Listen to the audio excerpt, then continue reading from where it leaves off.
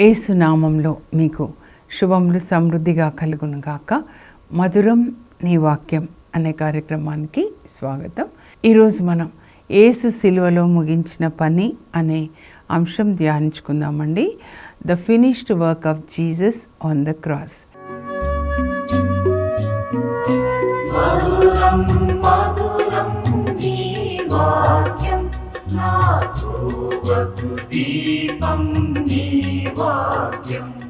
యేసు ప్రభు సిలువలో మన కొరకు ఏదేది చేసి ముగించాడో ఈరోజు మనం ధ్యానించుకుందాం. ఆ సిలువ నుండి మనం అన్ని ఆశీర్వాదాలు పొందుతామన్నమాట. అందుకే పౌలు ఏమంటాడంటే, సిలువ వేయబడిన క్రీస్తును మేము ప్రకటిస్తున్నాము అని 1 కొరింథీ 1:23 చెప్తాడనమాట. సిలువ వేయబడిన క్రీస్తుని మేము ప్రకటిస్తున్నామంటే ఈ సిలువ ద్వారా మనకి ఎన్ని ఆశీర్వాదాలు వస్తున్నాయి. ఎఫెసీ పత్రిక మనం చూస్తే అక్కడ 1వ అధ్యాయంలో 3వ వచనంలో పౌలు రాస్తాడు, క్రీస్తు ద్వారా అంటే క్రీస్తునందు పరలోక తండ్రి మనకి ప్రతి ఆధ్యాత్మిక ఆశీర్వాదాన్ని ఇస్తున్నాడు. స్పిరిచువల్ బ్లెస్సింగ్స్ మనం యేసుక్రీస్తు ద్వారా పొందుతామండి. అందుకే ఎప్పుడు మన ఫోకస్ సిలువ మీద ఉండాలన్నమాట. ఈ సిలువ మరణం ద్వారా మనకి విమోచన, మన పాపంలో క్షమించబడ్డాయి. ఎఫెసీ 1:7 రాస్తాడనమాట. అన్ని 10 ఆశీర్వాదాలు రాస్తాడు. అయితే యేసు ప్రభు సిలువలో మన కొరకు ఏం చేశాడంటే, ఒక్క మాటలో చెప్పాలంటే మన అప్పులన్నీ కట్టేశాడండి. ఏం అప్పులు కట్టేశాడు మనం చూద్దాము. ఇంకొకటి కూడా నేను మీకు చెప్తా అండి. ఒక యుద్ధం జరుగుతూ ఉందన్నమాట. ఒక రాజ్యంలో ఇంకొకరితో యుద్ధం జరుగుతుంది. అయితే రాత్రి ఆ సైనికులంతా శిబిరంలో వాళ్ళు పడుకోవాలి, వాళ్ళకి రూల్స్ ఉంటాయి. ఈ టైం తర్వాత వాళ్ళ క్యాంప్లో అంటే ఒక్కొక్కరికి ఒక గుడారం ఉంటుంది కదా, దీపం ఉండకూడదు అనమాట. 10 o'clockకి అందరూ దీపాలు ఆర్పేయాలంటే అందరూ ఫాలో అవుతారు. మిలిటరీ డిసిప్లిన్ అంటారు కదండి, ఈ టైంకి లేవాలి, ఈ టైంకి అట్లా. అయితే రాజు రాత్రిలో జస్ట్ ఆ శిబిరం అంతా కూడా తిరుగుతున్నాడు అనమాట. అందరూ నిద్రపోతున్నారా లేదా, ఎలా అందరికీ క్షేమంగా ఉందా, మరి రాత్రిలో కూడా శత్రువులు అటాక్ చేస్తారు కదా. అయితే అందరూ గుడారాల్లో టెంట్స్లో దీపాలు ఆర్పేస్తున్నాయి. ఆ రోజులలో కరెంట్ అంటే ఇంకా యుద్ధ భూమి కదా, ఒక్క గుడారంలో టెంట్లో మాత్రం దీపం ఉంటుందన్నమాట. అయ్యో ఏంటి ఈయన ఇంకా దీపం ఆర్పేయలేదు, ఇంకా పడుకోలేదా, ఏం చేస్తున్నాడని లోపలికి వస్తాడనమాట. రాజు లోపలికి వస్తే ఆయన ఒక చిన్న టేబుల్ లాగా అనమాట, దాని మీద ఇలాగే డైరీ తెరిచి ఉంటుంది. ఆ డైరీలో ఏదో రాస్తాడు, పెన్ అలాగే ఉంటుంది, అలాగే నిద్రపోతుంటాడనమాట. అయితే పాపం ఏంటి ఏదో రాసి అలాగే రాస్తూ నిద్రపోయాడు. సో రాజు ఏం చేస్తాడంటే, ఏంటప్ప రాశాడు ఈయన అని చెప్పి చదువుతాడనమాట. చదివితే ఏముంటుందంటే, నేను వీళ్ళకి ఇంత 20,000 కట్టాలి, వీళ్ళకి 50 కట్టాలి, వీళ్ళకి ఇంత కట్టాలి అని ఆ లిస్ట్ అంతా రాసుకొని చివరిలో ఏం రాస్తాడంటే, నా అప్పులన్నీ ఎవరు కడతారు అని క్వశ్చన్ మార్క్ పెట్టి అట్లనే నిద్రపోతాడనమాట. రాజు వచ్చి చూసి పాపం ఎంత వేదన ఉంది ఈయనకి అని ఆ పెన్ తీసుకొని, ఇదో నీ అప్పులన్నీ నేను కడతాను అని రాజు సైన్ చేస్తాడనమాట. తర్వాత నిజంగానే పిలిచి, ఇంత కష్టాలు ఉన్నాయా, ఇన్ని అప్పులు ఉన్నాయంటే, అవును మహారాజా అని ఏడుస్తాడనమాట. నువ్వేం బాధపడకు, నీ అప్పులన్నీ నేను కడతానని కట్టేస్తాడనమాట. అలాగే యేసు ప్రభు పరలోకం నుంచి వచ్చిన యేసు రాజు మన అప్పులన్నీ కట్టేశాడండి. ఎక్కడ కట్టేశాడంటే సిలువ మీద కట్టేశాడనమాట. ఆయన సిలువ మరణము మనకి పాప పరిహార బలి అయింది అని యెషయా గ్రంథం 53లో ఈ దర్శనాన్ని చూస్తాడండి. యెషయా అంటే పాత నిబంధన, అంటే క్రీస్తుపురం. యేసు ప్రభు జన్మించడానికి 740 సంవత్సరాల క్రితమే ఒక దర్శనాన్ని దేవుడు చూపిస్తారు యెషయా ప్రవక్తకి. దేవుడు దర్శనాల ద్వారా, కళల ద్వారా కూడా మాట్లాడతారండి. పరిశుద్ధాత్మ దేవుని లాంగ్వేజ్ అన్నమాట. ఆ దర్శనంలో యేసు ప్రభు సిలువలో వేలాడడం చూస్తాడనమాట. అంతేకాకుండా ఏమేమి ఆయన వింటాడో అదంతా రాస్తాడు. యెషయా 53:10 ఆయన మరణము పాప పరిహార బలి అయింది. అంటే మనందరి కొరకు ఆయన పాప పరిహార బలిగా సిలువలో మరణించాడు. యేసు ప్రభు పుట్టిందే సిలువలో మరణించడానికి అన్నమాట. ఈ ప్రపంచంలో ఒకే ఒక మనిషి మరణించడానికి పుట్టారు, ఆయననే యేసు ప్రభు. దేవుడు మనిషిగా పుట్టారు మనల్ని మరి దేవునితో సమాధానపరచడానికి అన్నమాట. అందుకే యేసు ప్రభు 30 సంవత్సరాలు వాళ్ళ తల్లిదండ్రులతో జీవించిన తర్వాత సెలవు తీసుకొని తల్లిదండ్రుల దగ్గర మరి బాప్తిస్మ యోహాన్ దగ్గరికి బాప్తిస్మం తీసుకోవడానికి వస్తారండి.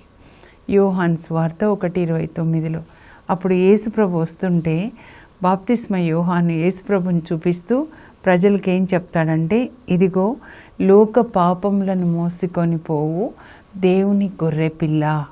యేసుప్రభుని చూపించి గొర్రెపిల్ల అని పరిచయం చేస్తున్నాడు. మనం ఊహించుకుంటే మనల్ని ఒకవేళ మీరు వస్తున్నారనుకోండి, మిమ్మల్ని ప్రజలకి ఇదిగో గొర్రె పిల్ల, ఇదిగో గాడిద పిల్ల అని పరిచయం చేస్తే మనం ఎలా ఫీల్ అవుతాం? ఎందుకు గొర్రె పిల్ల అన్నారు అని పరిచయం చేస్తున్నాడు. బాప్తిస్మ యోహాను యేసు ప్రభుకి మార్గాన్ని సిద్ధం చేస్తాడు. ప్రజలకి ఈయన దేవుని కుమారుడు అని ప్రజలకి సాక్ష్యం ఇస్తాడనమాట. ఆయన కొరకు మార్గాన్ని సిద్ధం చేస్తాడు. అందుకే మానవులందరిలో కూడా బాప్తిస్మ యోహాన్ గొప్పవాడు అని యేసు ప్రభు చెప్తారు. ఎందుకంటే he prepares the way for Jesus అన్నమాట. అప్పుడు ఎందుకు గొర్రెపిల్ల అన్నాడంటే మనం పాత నిబంధనలోనికి వెళ్ళాలండి.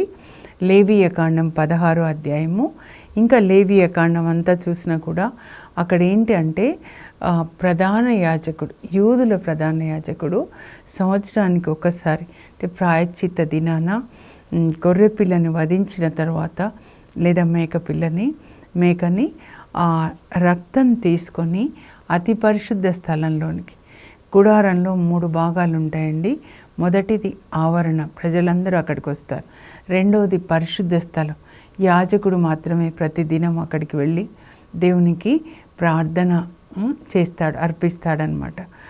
అలాగే మూడవది అతి పరిశుద్ధ స్థలం, అక్కడ మందసపు పెట్టె ఉంటుంది. అందులో 10 ఆజ్ఞలు ఉంటాయి, 2 రాతి పలకలు, 10 ఆజ్ఞలు, మన్నా ఉంటుంది. అలాగే అహరోను కర్ర, చిగిరించిన కర్ర ఉంటుందన్నమాట. సో ఆ మందసపు పెట్టె మీద కరుణాపీఠం, అక్కడ దేవుడు నివసిస్తాడు. బలిపీఠం అంటే దేవుడు నివసించే స్థలం అన్నమాట. ఇప్పుడైతే మన హృదయమే. సో అక్కడ ఆయన ఈ యూదుల ప్రధాన యాజకుడు ఆ మేకల రక్తం తీసుకెళ్ళి కరుణాపీఠం మీద 7 సార్లు చిలకరిస్తాడు. కరుణాపీఠానికి తూర్పు దిక్కున క్రింద కూడా చిలకరిస్తాడు. తన పాపంల కొరకు, ప్రజల పాపంల కొరకు కూడా అన్నమాట. మరి ఇక్కడ యేసు ప్రభు ఏం చేస్తున్నారు అని అంటే, మన పాపంల కొరకు ఆయన సిలువలో ఒక బలి గొర్రె పిల్లలాగా బలి అయ్యాడు. అందరి పాపాలు కూడా దేవుడు యేసు ప్రభు మీద మోపుతున్నారు. 2 కొరింథీ 5వ అధ్యాయం 21వ వచనం మనం చదివితే పౌలు ఏమంటాడంటే, ఏ పాపం ఎరుగని యేసు ప్రభు మీద, పరిశుద్ధుని మీద పరలోక తండ్రి మనందరి పాపాలు మోపి ఆయన యొక్క నీతిని మనకిచ్చి మనల్ని ఆయన నీతిగా రూపొందించాడు. అంటే సిలువ చెంత ఏం జరుగుతుందంటే, పరిశుద్ధాత్మ మనకి కల్వరి దర్శనాన్ని చూపించి యేసు రక్తంలో మనల్ని పరిశుద్ధపరుస్తాడు, కడిగి. తర్వాత యేసు ప్రభు యొక్క నీతి వస్త్రాన్ని మనకిస్తాడనమాట. దాన్ని రక్షణ వస్త్రము అని యెషయా ప్రవక్త అంటాడు 61:10. మరి మత్తయి సువార్త, మత్తయి ఏమంటాడంటే వివాహ వస్త్రము అంటాడు. మత్తయి 22:11 అనమాట. రక్షణ వస్త్రం, వివాహ వస్త్రం లేదా నీతి వస్త్రం. ఈ వస్త్రాన్ని ధరించుకున్న వాళ్ళు పరలోకానికి వెళ్ళొచ్చు అనమాట. సో సిలువ చెంత ఇది జరుగుతుందండి. యేసు ప్రభు మరణము మన పాపములకు పరిహారం అన్నమాట. ఇది ఆయన మన పాపములకు వెల చెల్లించాడు. కాబట్టి పేతురు ఏం రాస్తాడంటే 1 పేతురు 2:24 మనము పాపమునకు మరణించి నీతికి జీవించినట్లుగా ఆయన మన పాపములను తన మీద వేసుకున్నాడు. ఆయన పొందిన దెబ్బల ద్వారా మనకి స్వస్థత. ముందు ఎందుకు అనంటే మనం కూడా యేసు ప్రభుతో పాటు పాపానికి మరణించాలి. యేసు ప్రభు యొక్క నీతిని మనం ధరించుకొని నీతిగా జీవించాలన్నమాట. అందుకొరకు నీతిగా అంటే వాక్యం ప్రకారం జీవించడం అండి. మరి అవినీతి జీవితం అంటే మన శరీర కోరికల ప్రకారం జీవించడం. అది అప్పుడు ఎప్పుడైతే మనం నీతిగా జీవిస్తామో అప్పుడు ఆయన పొందిన దెబ్బల ద్వారా మనకి స్వస్థత. అసలైనదేంటి ఆశీర్వాదం అంటే మనం పాపానికి మరణించి నీతిగా జీవించాలి. ఆ రెండవది ఏంటంటే ఇప్పుడు జీతం ఇచ్చి ఒక పండుగ వస్తే జీతం ఇచ్చి బోనస్ కూడా ఇస్తారు కదండి. మనం ఎప్పుడైతే నీతిగా జీవిస్తామో అప్పుడు మనకు వచ్చే బోనస్ ఏంటి అంటే స్వస్థత అన్నమాట. ఆయన పొందిన దెబ్బల ద్వారా మనకి స్వస్థత. మీరు ఇక్కడ చూడొచ్చు, యేసు ప్రభు పొందిన దెబ్బల ద్వారా మనకి స్వస్థత. యెషయా 53:5 రాస్తాడనమాట. ఆయన మన కొరకు సిలువలో మరణించాడు. మన పాపాలన్నీ ఆయన తన శరీరం మీద మోసాడు. మన రోగాల్ని కూడా మోసాడండి. గురువారం రాత్రి ఆయనని అరెస్ట్ చేసి కైఫా ఇంటి క్రింద ఉన్న చెరసాల్లో కొరడాలతో కొడతారండి. ఆ స్థలం కూడా మేము చూసాం. ఇంకా అక్కడైతే ఆ గోడలు ఎర్రగా ఉంటాయన్నమాట. ఎన్ని దెబ్బలు ఆయన తిన్నారంటే ఒక్కొక్క దెబ్బలోనికి మన యొక్క అనారోగ్యం వెళ్తుందన్నమాట. అది మనం అనుభవించాలి. నీవు పొందిన దెబ్బల ద్వారా యేసయ్య నాకు స్వస్థత.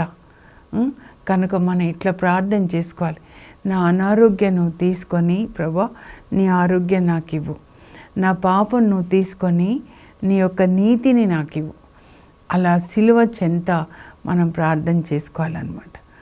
అంతేకాదు మన పాపంలోకి ఆయన వెల చెల్లించాడు కనుక ఇప్పుడు మనం పాపులం కాదు. రెండవది మన యొక్క రోగాలు ఆయన తన శరీరం మీద మోసాడు కనుక ఇప్పుడు మనము అనారోగ్యాన్ని మోయడానికి వీల్లేదు. ఆల్రెడీ వెల చెల్లించబడిందన్నమాట. కాబట్టి మనం మళ్ళీ చెల్లించే అవసరం లేదు. ఇల్లీగల్ అన్నమాట. యేసు ప్రభు మన రోగాన్ని ఆయన మోసిన తర్వాత ఇంకా మన శరీరంలో పిశాచులు కలుగజేసే రోగం ఉంది అంటే ఇల్లీగల్ అన్నమాట. ఇల్లీగల్గా మన పొలాన్ని ఇంటిని ఎవరైనా ఆక్రమించుకుంటే మనము లీగల్గా పోరాడి మరీ దాన్ని తీసుకుంటాం కదండి. మనం గద్దించాలి సాతాన్ని. యేసు ప్రభు నా రోగం తన మీద మోసాడు, సిలువలో నా రోగాన్ని మోసాడు కాబట్టి నువ్వు ఇక్కడ ఉండడానికి వీల్లేదు. ఆయన పొందిన దెబ్బల ద్వారా నాకు స్వస్థత అని మనం ప్రకటించుకోవాలండి. ఇంకా మూడోది ఏంటంటే గలతీ 3:13 అక్కడ ఏమని రాయబడి ఉంటుందంటే యేసు ప్రభు మన కొరకు సిలువలో శాపమై మరణించి ధర్మశాస్త్రం తెచ్చిపెట్టిన శాపం నుంచి మనకు విడుదలనిచ్చాడు. అంటే శాపం ఎట్లా వస్తుంది? మరి మన నిర్గమకాండంలో 20వ అధ్యాయంలో చూస్తే మొదటి ఆజ్ఞ అన్నమాట. దేవుడు చెప్తారు 3-6 వచనాలండి. మీకు నేను తప్ప మరొక దేవుడు లేడు.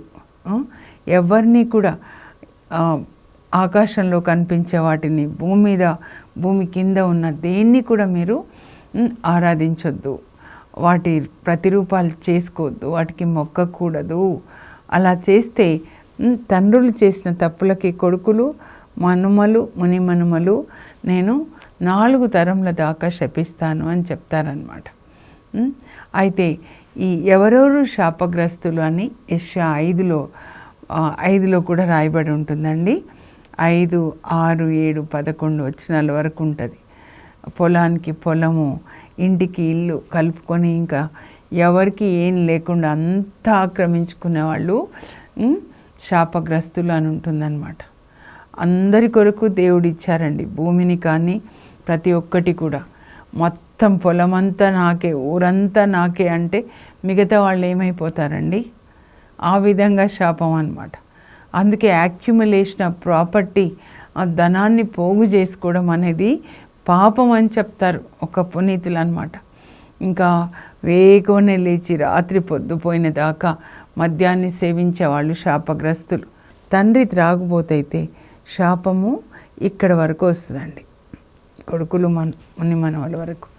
మరి ఎట్లా ఈ శాపం నుంచి మనం బయటపడాలి? అప్పుడు యేసు ప్రభు అందరి శాపాలు మన మీద వేసుకొని సిలువకి కొట్టేశాడు. మనకి శాపం నుంచి విడుదల ఇవ్వడమే కాదండి, గలతీ 3:13-14 మీరు చదివితే అంతేకాదు, శాపం తన మీద వేసుకొని, మీరు ఇది చూస్తే ఇక్కడ శాపాన్ని తన మీద వేసుకొని మనకేమిచ్చాడంటే అబ్రహాం దీవెనలు ఇచ్చాడండి. అబ్రహాంని అన్ని విషయాల్లో దేవుడు ఆశీర్వదించారు. ఆదికాండం 24:1 అన్నమాట.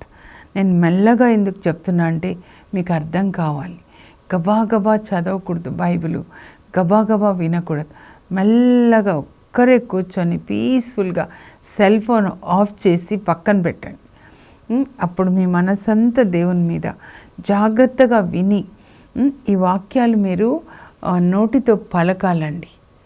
అబ్రహాం దీవెనలోనికి ప్రవేశించడానికి యేసు ప్రభు మనకి ద్వారం తెరిచాడండి. దేవుడు అబ్రహాంని అన్ని విషయాల్లో ఆశీర్వదిస్తారు, ఈ లోక విషయాలు, పరలోక విషయాలు. ఆదికాండం 24:1 ఉంటుంది అన్నమాట. ఈ 3 మనం ధ్యానించుకుంటే వీటిని మనం ఏం చేయాలంటే నోటితోటి పలకాలండి. నోటితో పలికినప్పుడు, హృదయంలో విశ్వసించి నోటితో పలికినప్పుడు అవి మనకి నెరవేరుతాయి అన్నమాట. అంటే ఆ దర్శనాన్ని మనం కలిగి ఉండాలి.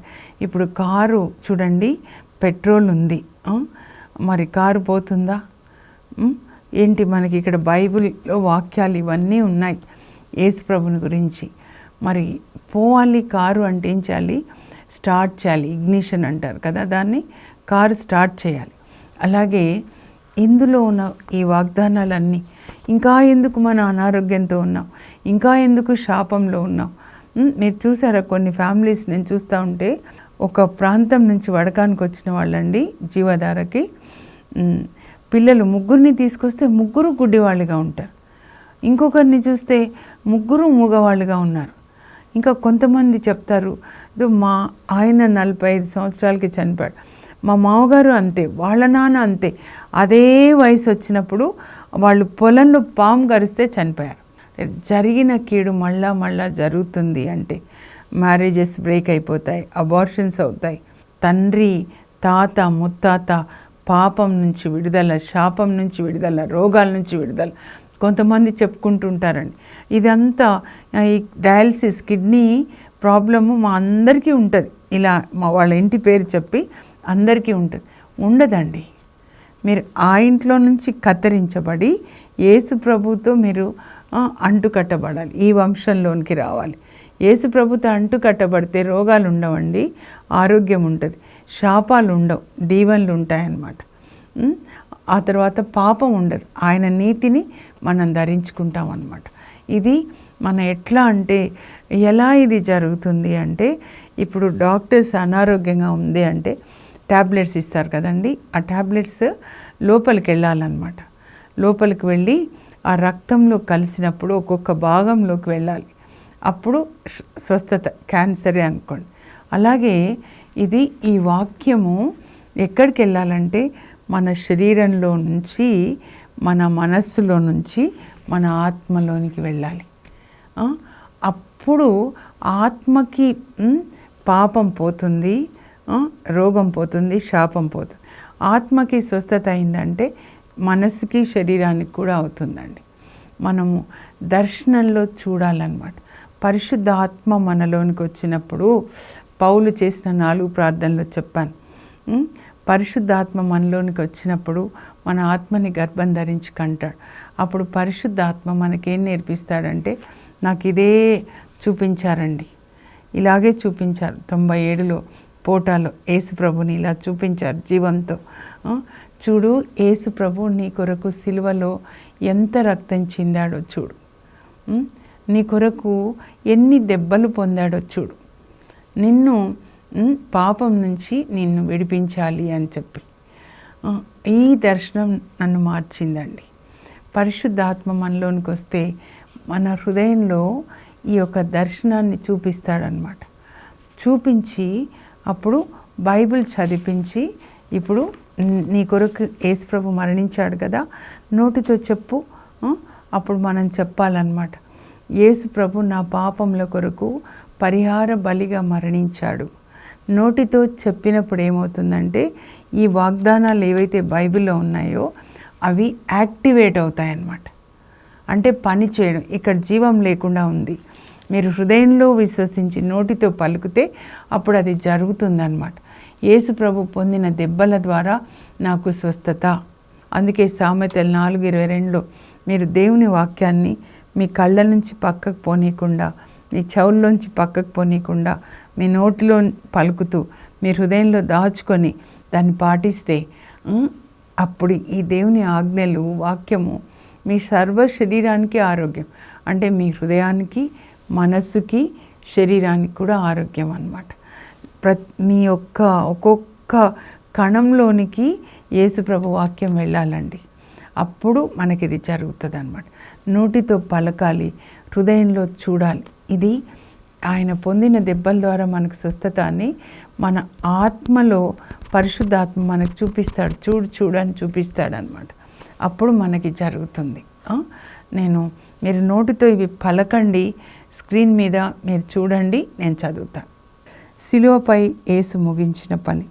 The finished work of Jesus on the cross. సిలువపై ఆయన మన అప్పులన్నీ కట్టేశాడు. ఆయన పొందిన దెబ్బల ద్వారా మనకి స్వస్థత కలిగినది. పాస్ట్ టెన్స్ అయిపోయింది. ఆయన మరణము పాప పరిహార బలి అయ్యను.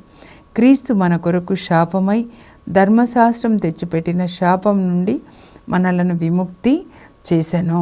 ఇప్పుడు ఈ వాగ్దానాల్ని ఎత్తిపట్టుకొని ప్రార్థన చేసుకొని ఇవన్నీ కూడా మనం చదువుకుందామండి. బైబిల్ గ్రంథాన్ని మనం చదవాలి, ధ్యానించాలి, పాటించాలి. అప్పుడు ఇవన్నీ మనకి జరుగుతాయి. పరలోకపు మా తండ్రి, మీ పరిశుద్ధ నామమునకు స్తోత్రం కలుగును గాక. యేసయ్య, మీరు మా కొరకు ఈ లోకంలో జన్మించి తండ్రి దేవుని బిడ్డలు ఎలా ఉండాలి అని దేవుని రాజ్యంను గురించి 3.5 సంవత్సరాలు మాకు బోధించారు. మీరు బోధించినవన్నీ కూడా మేము పాటించడానికి మాకు కృప దయచేయండి ప్రభువా. యేసయ్య, మీ సిలువ మరణం ద్వారా మాకు పాప క్షమాపణ తండ్రి. మా పాపమంతా మీ శరీరం మీద మీరు తీసుకొని మీ నీతిని మాకు ఇచ్చారు. మీకు వందనాలు. మీరు పొందిన దెబ్బల ద్వారా మాకు స్వస్థత, మా అనారోగ్యం అంతా కూడా మీ శరీరం మీద తీసుకొని ప్రభా మీ యొక్క ఆరోగ్యాన్ని మాకు ఇవ్వండి. అలాగే మా శాపం ప్రభా అంతా మీరు తీసుకొని మా కుటుంబాల్లో ఎలాంటి శాపాలు పనిచేస్తున్నాయో అవన్నీ మీ శరీరం మీదకి తీసుకొని అబ్రహాం దీవెనలోనికి మమ్మల్ని తీసుకొని వెళ్ళండి ప్రభా. Open the doors for us to enter into the blessings of Abraham, Isaac, Jacob. అలాగే పరిశుద్ధ ఆత్మని మాకు దయచేయండి. యేసు పరిశుద్ధ నామంలో అడుగుచున్నాం తండ్రి, ఆమెన్. యేసు ప్రభు మన కొరకు సిలువలో ఏది చేసి ముగించాడో దాన్ని మనం పొందాలన్నమాట. అందుకే ప్రభు సమాప్తమైనది అని చెప్తారు సిలువలో. అంటే మన పాపంల కొరకు, మన రోగాన్ని కొరకు, శాపం కొరకు వెల చెల్లించుట సమాప్తమైనది. గ్రీక్ భాషలో ఈ మాటకు అర్థం ఏంటంటే టెటిలెస్టాయ్, అంటే పెయిడ్ ఇన్ ఫుల్ అన్నమాట. వెల చెల్లించబడినది, అప్పు చెల్లించబడినది. కనుక ఇప్పుడు మనం ఆరోగ్యంగా, నీతిగా, మరి అన్ని ఆశీర్వాదాలతో జీవిద్దాం. God bless you. Have a blessed day.